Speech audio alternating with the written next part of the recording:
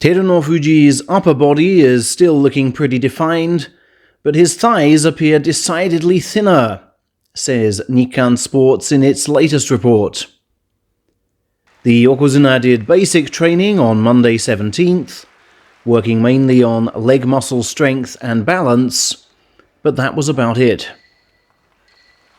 He obviously won't commit to July, given the Yokozuna Council will not compel him to appear. His stablemate Takerufuji is also unsure when he will resume his practice bouts. He's been working on his initial charge and tussling lightly with coach Miyagino in recent sessions. Demotion to the second tier doesn't really affect me, he insists. It's not as if I've been in Division 1 for a decade now. Of course, he will compete in July. That same stable session saw Atamifuji fight non-salaried men some 24 times. He's been beating himself up over failure to reach the Saiyaku ranks on the final day in May. It's embarrassing to have been totally thrashed in that all-important bout, he says of that force-out by Takanosho.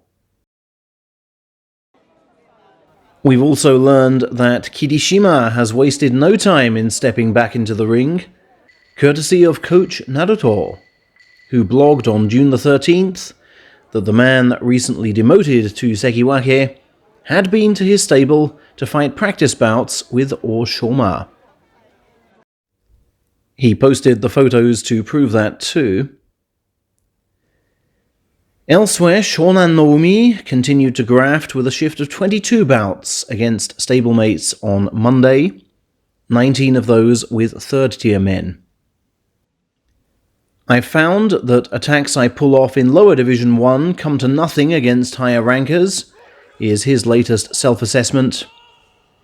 I have so much room to improve, he adds, especially in terms of mental approach. I started getting distracted when the May title came into view. I need to be immovable under any kind of pressure. Spirit, technique, and physique. That's what sumo's about, as they say.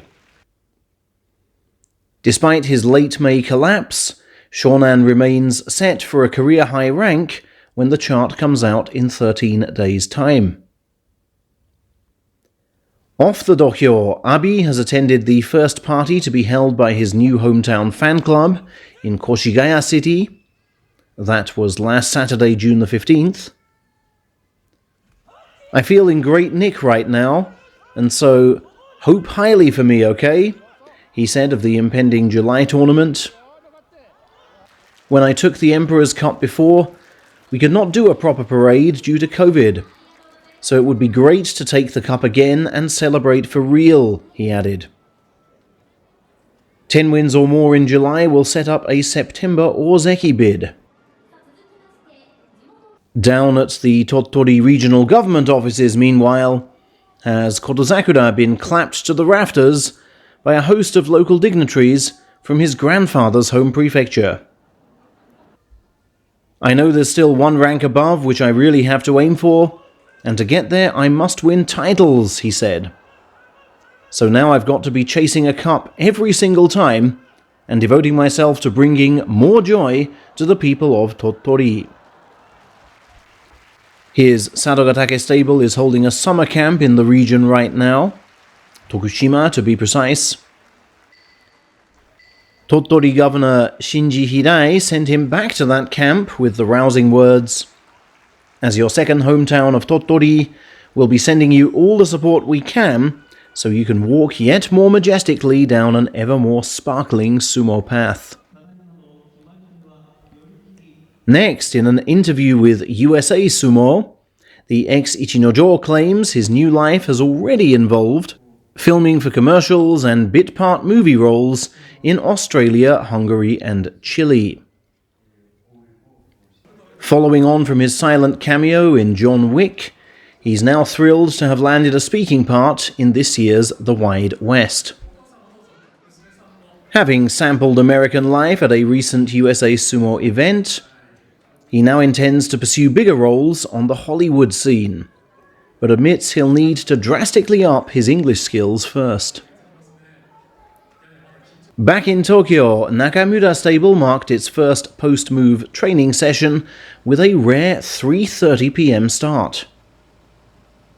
It's still my first month as a master, so it will be trial and error from here, said Master Nakamura, who donned a white sash and entered the practice ring himself. Afternoon starts are just some of the novel methods I want to introduce, he continued. Yesterday's novel methods involved breaking down the aspects of a sumo bout, with a focus on starting from a gripped position and working out how to reverse or break or counter-attack with an arm block. Afternoon starts were also trialled by the ex-Miyagino stable 2 years ago, but received nowhere near the same publicity. Coach Nakamura is also giving wrestlers access to his own personal oxygen chamber for faster muscle recovery and boosting of sleeping hours. Finally, Fuji News Network has dubbed Coach Nishonoseki and protégé Onosato as the strongest possible tag team, describing the latter's title win as a sterling tag team effort. On the 11th day in May, with Onosato losing to Hoshoryu for the third time straight, Coach Nishonoseki tried reverse psychology. If you're 8-3 by day 11, forget about the title. And even if you somehow manage to take it, a 3-time loser can't call himself a proper sumo champion. Those harsh words got me down a bit, Onosato recalled, but I still had to give a good account of myself in the final 4 days, so I kept telling myself the title was gone, and that I just needed to up the wins column to boost belief for July. The rest, as they say, is sumo history, but Nishonoseki demands more still. I want him to take his next title with a minimum of 13 wins, he said. And he still needs to build up the body. I mean, he hasn't yet fought a 90-bout calendar year. We forget that amid his recent success. In the July of last year, of course, he was still in Division 3 and fighting just the 7 times. Along with the likes of Tobizaru and Atamifuji, Onosato also joined a promotional event at the Dolphins Arena last Sunday, playing basketball with several Nagoya Dolphins stars. Unlike for that session, Nagoya sumo tickets have long been sold out.